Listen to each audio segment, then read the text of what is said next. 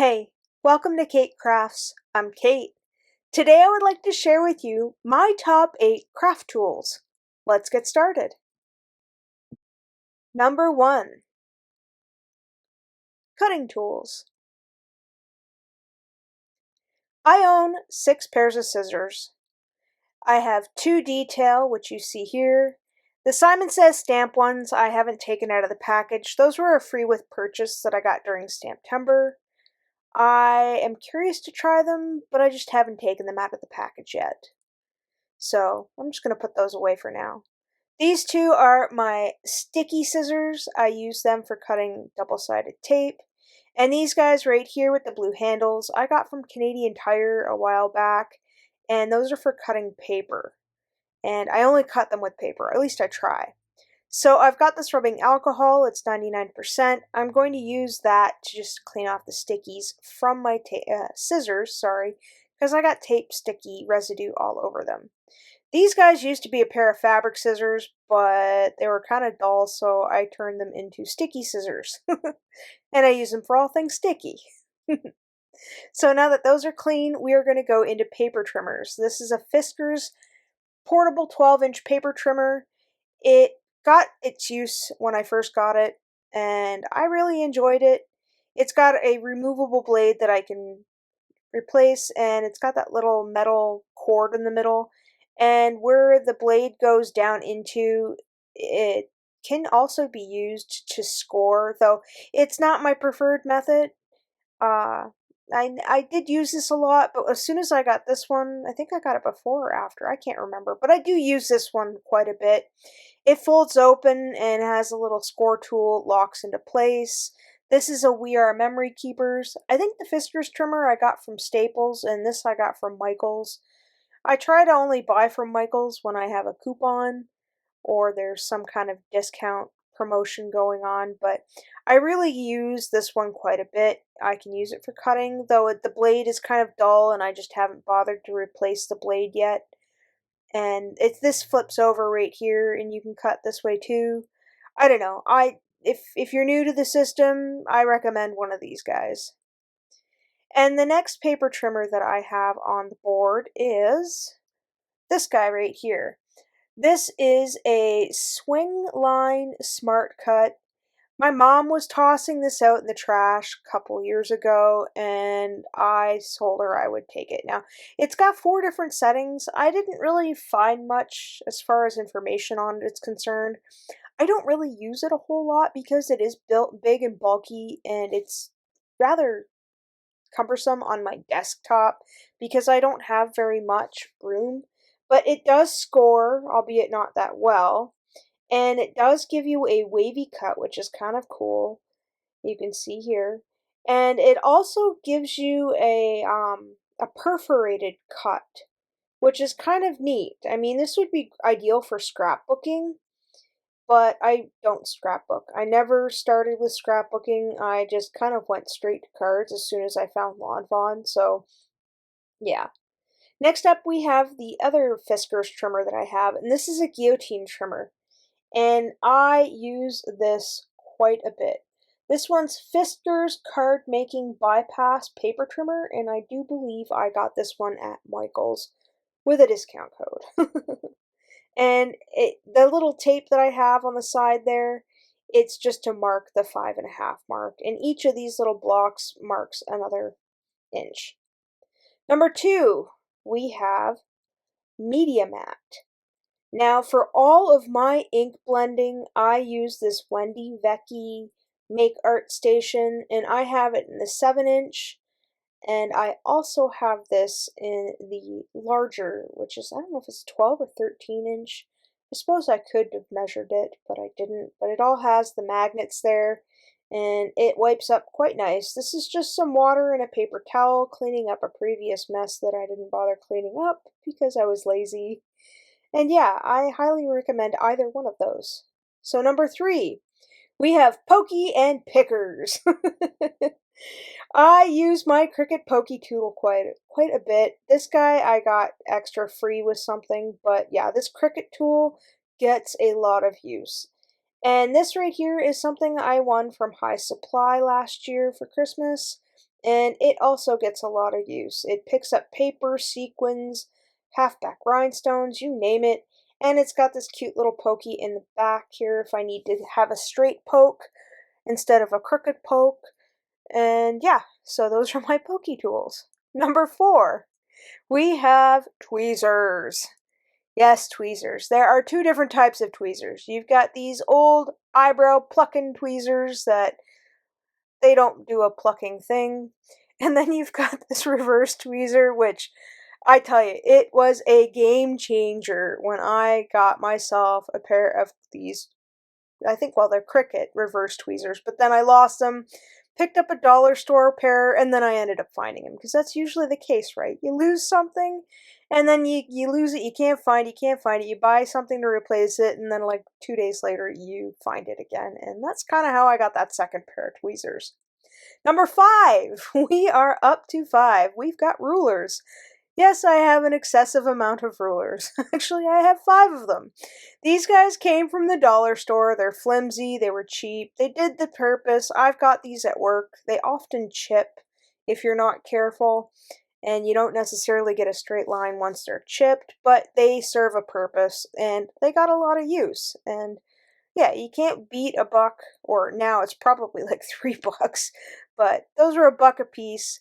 This guy right here, I ended up getting from Staples because I needed something a little bit more sturdier than that plastic ruler flimsiness. And then this guy right here I got for Christmas. This is a T-square ruler. I use this also quite a bit for lining up projects, as you can see here. You line it up using a flat edge, and then you get a perfect right angle, which is pretty awesome. And you can see here, I'll just demonstrate with a sentiment strip that I have here, and you can kind of see how nicely everything lines up. And yeah, I enjoy that one. Next up is number 6, and number 6 is blending brushes. So with blending brushes, I had these tailored expressions that I had, and then I got these guys as a Christmas gift. Now, my tailored expression I only use for oxide because it is a hybrid pigment ink, and then my other ones I only use for Lawn Fawn because they are solely a dye-based ink. And as far as the distress inks, those are an entirely different ink as well, so I don't cross streams. Just like in Ghostbusters, don't cross streams. Yep, you'll end up unleashing Slimer or something worse. No, just kidding. You don't want to mix your mediums. So I use those ones specifically for oxides, and I have this little cleaning tool from the dollar store. I don't ever use it, so my brushes are always dirty, and you can see that it fits in that little tool caddy that my sister-in-law gave me. That's been on my desk forever. Number 7, we have tapes and glue. Now, this was kind of interesting as I had to research these. Like, you know things are good, but sometimes you don't necessarily know why they're good. So that kind of led me down a rabbit hole. So I ended up looking up these guys, and hold on, let me check my notes here. So we've got the double-sided, super sticky, will not curl or lift when heated, used for creating interactive cards, good for glitter, heat embossing powder, foil, and micro beads and flock. And I'm not sure what flock is because I've never flocking used it. So yeah, that's what all these guys are for. And I have them in several different widths, as you could see me measuring all them. And I use them all. And I like using all of them. And they're good to have. And yeah. Next up we have the double-sided tape runner. I got both of these types of adhesives from Papercrafters Workshop.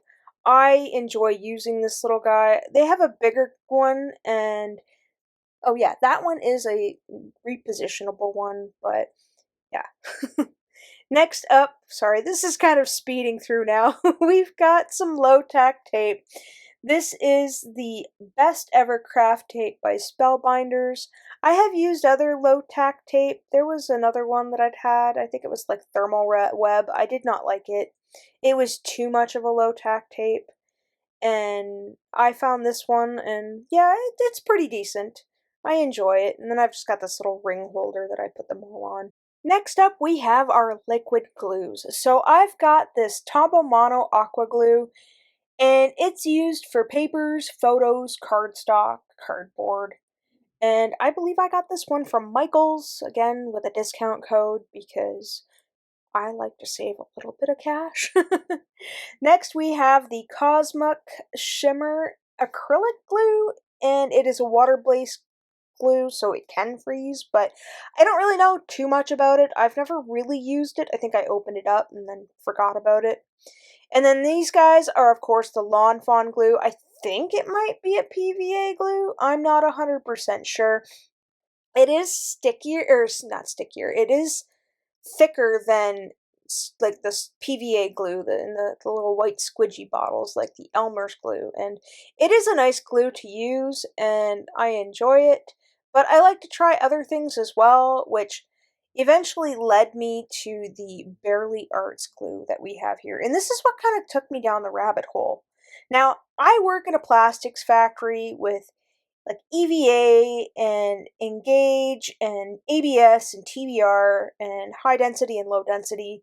So when I was researching this, this is actually a VAE mixture, which is a vinyl acetate ethylene, and it's used for like closing cardboard boxes and gluing coated cardboard and bookbinding. And I just thought it was really fascinating to know what kind of glue that I was working with because I work in the plastics factory. Number 8, we have stamping. Okay, so this is one was fun. We've got some stamping blocks. This was an American Pie, I believe, that I had bought when I first started doing the whole card making thing. And let me check my notes here. Yeah, that is an apple pie memory 3x4, and I bought that from Scrap and Stamp. This is a Recollections brand that I bought from Micheals, and I don't really freehand stamp. It gives me anxiety, so I just kind of use these as bricks. Next up, we have the Hampton Arts Perfect Stamp Tool. I got this from Scrap and Stamp. They no longer sell this anymore because of some drama with Misty, and I don't know all the details. Quite frankly, it's none of my business. I got this one. It's great. It's good for doing bigger things as it's got a nice size to the inside of it. And then I ended up buying this little guy because why not? It's cute, and I got this one from 2 scrapbook friends, and it's gotten a lot of use. And then for Christmas that year, I got this one from Mr. Crafts. It is equally good. I like using all 3 of them for different things. I like this one because it's small enough. The door is kind of losing its stick, that's one of the reasons why I really like this. So you can kind of see how it flops around. But this guy right here, it's squeaky and it stays put. And I like it. I mean, eventually it'll lose its stickiness.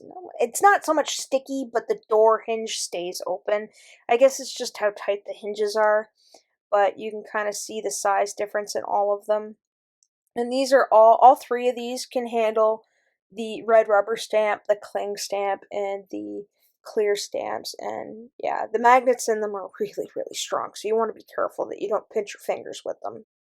And this concludes my top 8 craft tools that I use on my desk. Don't forget to leave yourself a comment and subscribe.